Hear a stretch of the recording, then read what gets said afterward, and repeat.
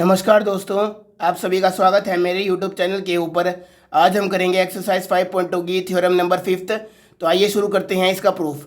तो दोस्तों theorem number 5 में हमें कहा गया है if n is an integer which is greater than 1, यानी दोस्तों आपको एक पॉजिटिव इंटीजर कंसीडर करना है जिसकी वैल्यू 1 को छोड़कर कुछ भी हो सकती है।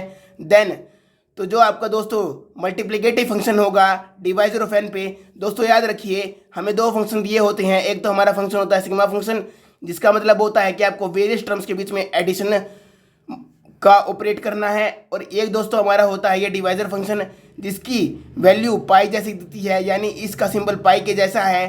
तो इसका मतलब क्या होता है दोस्तों, मल्टीप्लाई बिटवीन वेरियस फंक्शंस।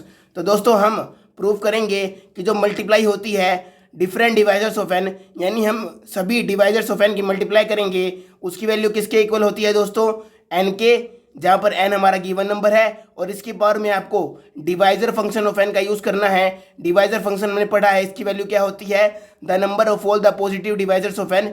यानी दोस्तों अगर एन के 4 डिवाइजर है तो आपको चारों डिवाइजर्स की मल्टीप्लाई करनी होगी, और यहाँ पर आपको 4 लिखना होगा और डिवाइड में आपको 2 करना होगा। तो दोस्तों हम इसका फॉर्मूला प्रूफ करेंगे, जहाँ पर हमारा डी एन क्या है, डिवाइजर्स ऑफ एन, या कह सकते हैं नंबर ऑफ डिवाइजर्स। तो दोस्तों हम ये वाली टर्म लेके चलेंगे और इसको इसके इक्वल प्रूफ कर देंगे। हमने इस टर्म को मान लिया दोस्तों ये वाली टर्म पी के इक्वल है, पहली बात तो हमने ये मान ली।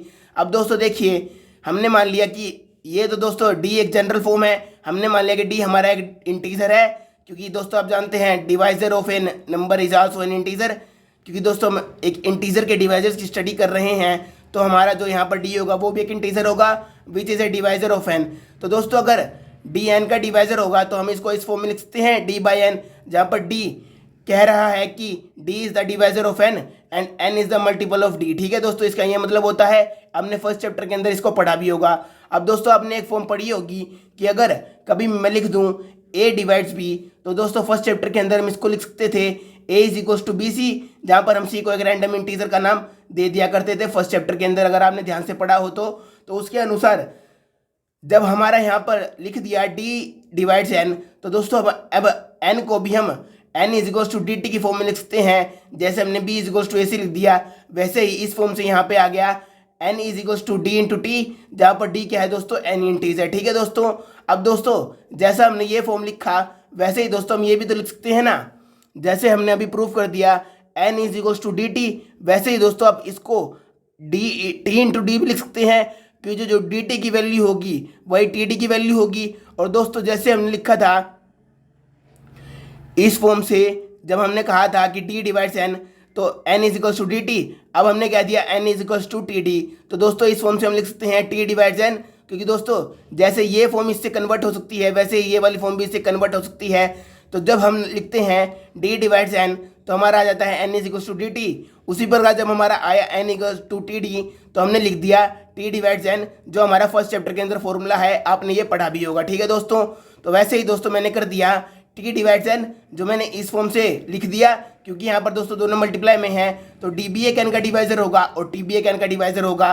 तो यहाँ पे आ गया t is a divisor of n, और जो दोस्तों टी एन का डिवाइजर है उस फॉर्म से हमने लिख दिया इस फॉर्मूले की हेल्प से। अगर आप डी को यहाँ पर डिवाइड में ले जाएं तो आपकी टी की वैल्यू निकल आएगी, वो क्या आएगी, t is equals to n by d. और दोस्तों टी क्या था, t is a divisor of n.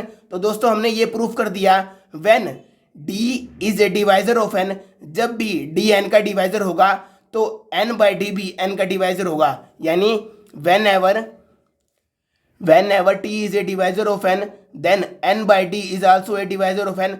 तो दोस्तों जब भी आप डी को एन का डिवाइजर कहेंगे तब एन बाई डी भी एन का एक डिवाइजर होगा, यानी इसकी वैल्यू और इसकी वैल्यू बेशक अलग हो पर ये दोनों ही डिवाइजर होंगे। यानी दोस्तों अगर टी की वैल्यू 1, 2 और 4 होगी, जो क्या होते हैं 4 के डिवाइजर्स, तो एन बाई डी की वैल्यू क्या होगी दोस्तों, 4, 2 और 1, जो क्या है डिवाइजर ऑफ एन। ठीक है दोस्तों, अब दोस्तों जो हमारा फॉर्मूला था वहाँ पे हमने डिवाइजर डी की वैल्यू रखी थी, और डी क्या था दोस्तों, हमारा डिवाइजर। पर अब ने हमें अभी देखा कि टी भी हमारा एक डिवाइजर है, यानी दोस्तों अगर यहाँ पर हम डी रख सकते हैं तो हम यहाँ पे टी भी रख सकते हैं। टी क्यों दोस्तों, क्योंकि ये फॉर्मूला हमारे डिवाइजर पे वैलिड है, और टी भी तो एक दोस्तों डिवाइजर है ना। तो अब ये फॉर्मूला हम इस पर रखेंगे, तो दोस्तों हमारा ये फॉर्मूला था p is equals to d by n, where d is a divisor of n. तो दोस्तों as t is a divisor of n, therefore we can put here t. ठीक है दोस्तों, अब टी रख दिया, टी की वैल्यू हमने क्या निकाली थी, एन बाई डी।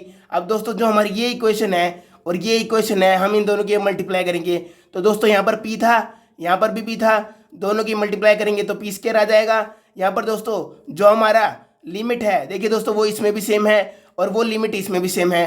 तो इन दोनों फंक्शंस को जहाँ पर हमारी लिमिट d/n है दोनों की, तो उसको मर्ज करके हम यहाँ पर मल्टीप्लाई के अंदर एक फंक्शन के रूप में लिख सकते हैं। अगर हमारी लिमिट अलग अलग होती तो हमें इसको अलग अलग लिखने की जरूरत होती, पर क्योंकि हमारी लिमिट इस और इस फंक्शन में सेम है तो हम यहाँ पर ये लिख सकते हैं।